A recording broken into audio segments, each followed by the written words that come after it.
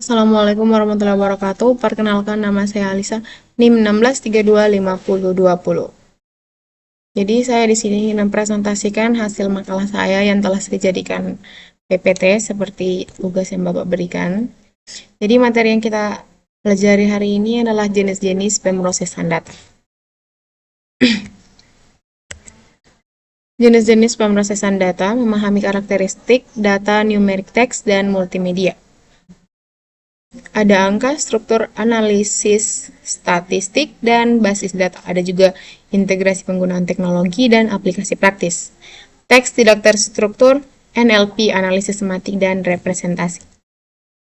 Terus lanjut rumusan masalah pemrosesan data. Data numerik, memproses angka untuk analisis dan prediksi. Untuk pemrosesan teks menggunakan NLP untuk memahami dan menganalisis teks. Kalau NLP memungkinkan interaksi manusia dan komputer yang lebih baik. Sedangkan multimedia, teknik untuk mengelola gambar, audio, dan video. Terus yang terakhir adalah konvergensi, yaitu integrasi berbagai data dalam sistem AI modern. Tujuan presentasi adalah memahami jenis pemrosesan data agar mahasiswa meningkatkan pemahaman konsep pemrosesan data, praktisi mengaplikasikan teknik dalam proyek nyata, dan publik meningkatkan literasi digital untuk semua. Kemudian adalah konsep dasar data numerik, angka, discrete, dan continue. Data terbagi menjadi dua jenis. Yang pertama, penyimpanan dalam tabel, mengorganisir data dalam tabel, dan database relasional, struktur penyimpanan terorganisir. Ini contohnya. Ya. Terus adalah teknik pemrosesan data numerik, yaitu statistik, deskriptif, dan inferensial, menganalisis data untuk insight. Machine learning and algoritma, menerapkan teknik cerdas pada data dan analisis deret waktu, yaitu mengidentifikasi pola dari waktu. Ada contoh gambar di samping, bisa dilihat.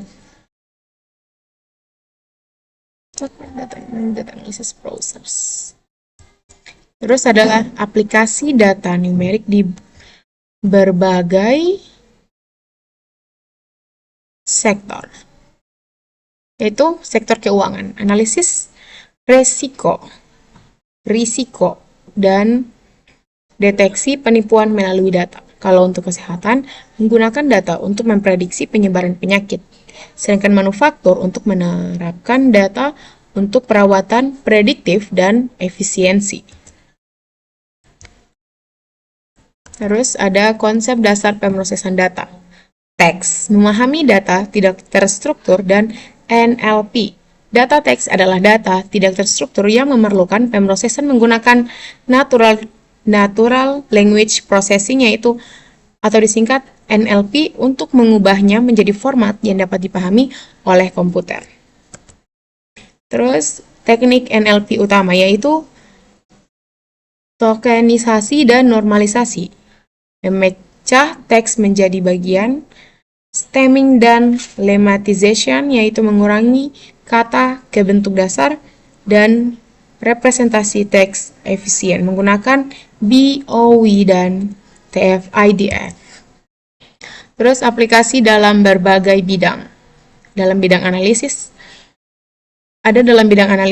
chatbot, dan penerjemah. Kalau analisis mengukur sentimen publik dari media sosial, sedangkan chatbot menyediakan pelayanan 2x24 jam dengan AI. Kalau penerjemah menerjemahkan teks secara otomatis dengan akurasi tinggi. Konsep dasar pemrosesan multimedia, menggabungkan gambar, audio, dan video. Multimedia merupakan kombinasi dari berbagai jenis data seperti gambar, audio, dan video, memungkinkan penyampaian informasi yang lebih kaya dan menarik secara visual serta auditori. Teknik pemrosesan multimedia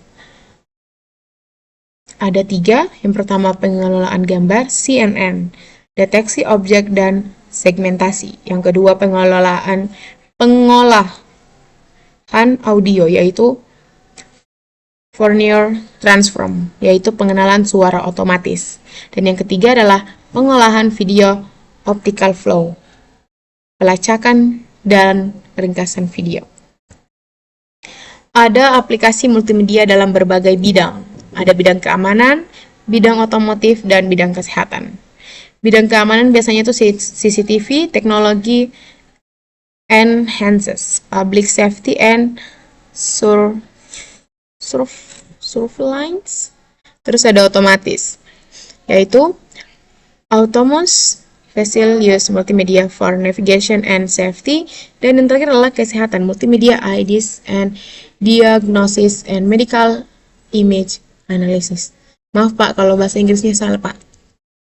Terus perbandingan jenis data. Ada 3, hampir semuanya ada 3 Pak. Struktur data yang terstruktur, tersusun dalam tabel atau basis data, dan teknik pemrosesan yang diterapkan atau menggunakan statik dan algoritma. Ada juga kompleksitas data dalam analisis, tingkat kesulitan dan pemrosesan tinggi. Konvergensi data dalam AI, sistem rekomendasi cerdas menggabungkan data pengguna. AI multimodal modern, integrasi teks dan visual, analisis media sosial, yaitu memanfaatkan berbagai data. Isu etika dan keamanan. Privasi data dalam era digital, melindungi informasi pribadi pengguna. Bias algoritma dalam keputusan, yaitu kesetaraan dan keadilan dalam algoritma. Disinformasi dan dampaknya, tentang dalam komunikasi modern. Terima kasih, ini saja materi yang bisa saya sampaikan. Kurang lebihnya mohon maaf, saya rasa materi saya kurang lengkap. Maaf Pak. Assalamualaikum warahmatullahi wabarakatuh.